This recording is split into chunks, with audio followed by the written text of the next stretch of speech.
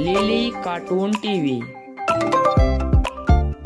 यह कहानी उस समय की है जब एक हरे भरे जंगल के किसी कोने में एक चिड़िया बसी हुई थी जिसका नाम लिली था। उसका घर एक पेड़ की शाखाओं में छुपा हुआ था। वह अपने प्यारे से बच्चे गोलू के साथ रहती थी। वह एक साहसी और निडर माँ थी। लिली रोज अपने बच्चों को जीवन जीने का तरीका बताती कि कैसे उड़ना है और खाने की तलाश कैसे की जाती है। मुसीबत की समय अपनी रक्षा कैसी करनी चाहिए।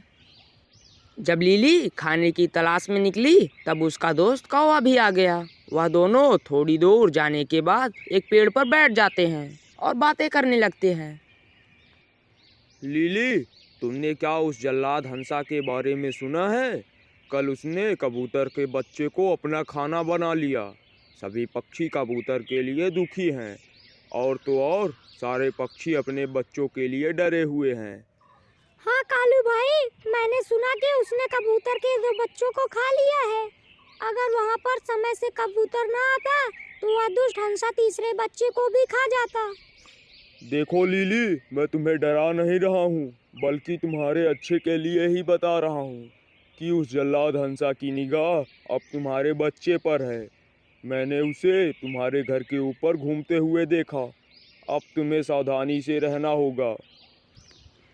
कौवे की बात सुनकर लिली डर जाती है। उसका दिल दहल गया। घर पहुंचने पर उसने गोलू को अपने गले से लगाया। वह जानती थी कि उसके बच्चे अब खतरे में हैं और उसने गोलू के पास ही सारी रात गुजारी। सुबह होते ही लिली कौवे के पास मदद मांगने के लिए चली जाती है। लिली ने कौवे से कहा, कौवे भाई, उस अत्याचारी हंसा को इस जंगल से भगाना होगा, वरना वह हम सबके बच्चों को बारी बारी से खा जाएगा। कौवा लिली के बात से सहमत था, लेकिन उसने लिली से पूछा, पर अकेले हम उस हंसा से लड़ कैसे पाएंगे? लिली ने बड़े आराम से कौवे को समझाया। लिली ने अपने बच्चों को कौवे के घर पर ही छोड़ दिया। दोनों ही बाकी पक्षियों से मदद मांगने के लिए निकल गए। सीधा सामना करने के बजाय लिली ने अपने दिमाग का इस्तेमाल करके उस अत्याचारी हंसा को हराने का फैसला लिया। उसने कालू कौवा और राजू तोता की सहायता से एक घर बनाया जो हूबहू लिली चिड़िया के घर जैसा दिखता था, और उसमें एक पत्थर रखा जो लिली चिड़िया के बच्चे के आकार में था। वह एकदम असली लग रहा था, मानो कि स्वयं उसका बच्चा ही हो। लिली जानती थी कि हंसा इस घर में ज़रूर आएगा और वह मेरे बच्चे को खाने की कोशिश करेगा। फिर तीनों वहाँ से चले जाते हैं और एक पेड़ पर बैठ के देख रहे थे। सूरज ढलने लगा। हंसा लिली के घर के पास आया। बच्चे को अकेला समझकर वह उतावला हो जाता है और तुरंत अंदर चला जाता है। जैसे ही उसने हमला किया, उसकी चोंच पत्थर से टकरा गई। अरे यह क्या है? तब उसने गौर किया कि यह तो पत्थर का है। तभी उसके ऊपर एक पिंजरा गिर जाता है और हंसा उसमें कैद हो जाता है। उधर सारे पक्षी तेजी से आ गए। तभी लिली चिड़िया बोली, हंसा, अगर तुम हम सबके बच्चों को ना खाते तो आज हम सब तुमको इस पिंजरे में ना कैद करते। अब जैसी करनी वैसी भरनी।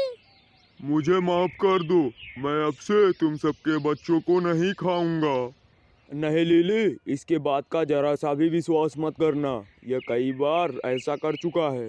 यह कई पक्षियों को बेवकूफ़ बना चुका है। हंसा फिर से बोला, नहीं नहीं कालू, मैं सच बोल रहा हूँ। मैं अब से तुम्हारे बच्चों को नहीं खाऊंगा। लिली, यह तो कई बार झूठ बोल चुका है।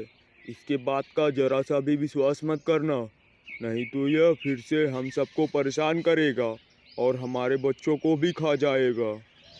हंसा की हमेशा की आदत आज उसको बुरी तरह से फंसा दी।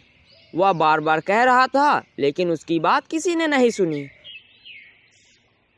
और दूर किसी जंगल में जाकर हंसा को वहीं पर छोड़ देते हैं और तीनों वहां से जाने लगते हैं।